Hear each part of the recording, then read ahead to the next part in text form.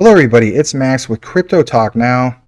Quant Qnt, we're, in my opinion, are about to see a possible resistance level, new resistance level of $155. Now, with that said, why do I feel like that?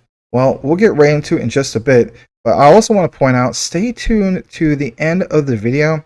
We have a very nice comparison when it comes to XRP's Interledger versus Quant's Overledger. So without further ado, let's jump right into it. So as you can see right here, this comes straight from Being Crypto, and I've used them before because I like how they just get to the point. Get this.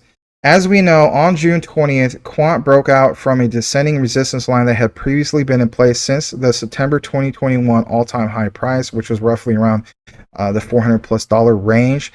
It proceeded to reach a high of 115 on July 19th.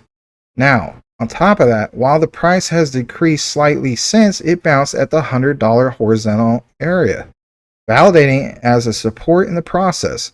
If Quant continues to increase, the next closest resistance area would be at $155. And how do we know that? We look at this. Again, this is not a falling knife, guys, right? If it was a falling knife, that would be like a kamikaze nosedive straight down. We don't see that here. And this is easy to follow. You can see what's going on. We're getting a rebound, and it's very well possible that we could reach the 155 mark even with the overall crypto market tanking, right? So we went from a 1.08 trillion market cap that happened recently, now down to 1.02, about a 4% decrease. Quant sitting at 97, 96. Now, get this, on top of this, right? Quant has now passed 60,000 holders. It's worthy to point out. It also mentions to note that 13,300 addresses hold less than one Quant. And of course, you can view like what they refer to as the rich list right here. And then back to the whole thing I was mentioning earlier about the holders. That is verifiable. That is a true statement. This is straight from CMC, 60,119. Super impressive.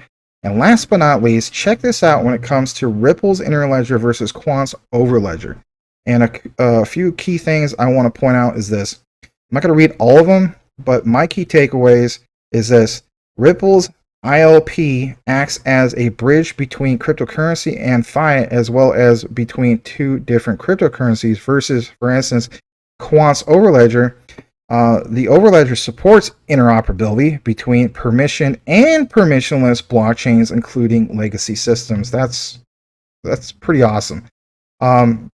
On top of that, ILP as an Interledger requires a custom connector to bridge two DLTs, where on the other hand, if you look at Quant's Overledger, right, they have MApps that can run across any DLT and can be used easily as a simple plug and play setup.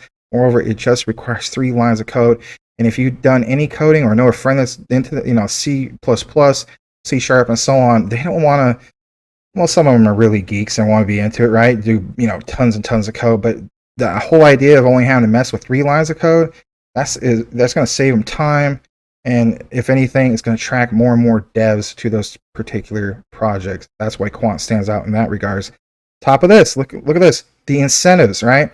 So Interledger has no native token. Now, some people say, well, why isn't it XRP? You got to look into it a little bit more. It doesn't technically have a native token. On top of that, Overledger uses Quant, right? And that token is going to pay for transaction and network fees. And then another thing I want to point out, of course, is like, yeah, it's great that Ripple, was able to partner with 200+ banks, but then, Overledger, for instance, with Quant, partnered with SIA that covers the interoperability infrastructure of 570 banks. Of course, you can read the rest of this if you want. But if anything, guys, that is something I thought was worthy to point out. I thought it was really neat to see that comparison chart, and of course mention, what new resistance levels could be on the horizon. So with that said, everybody, thanks for watching today's video in regards to Quant. And like, comment, subscribe if you haven't done so already. So with that said, thanks again.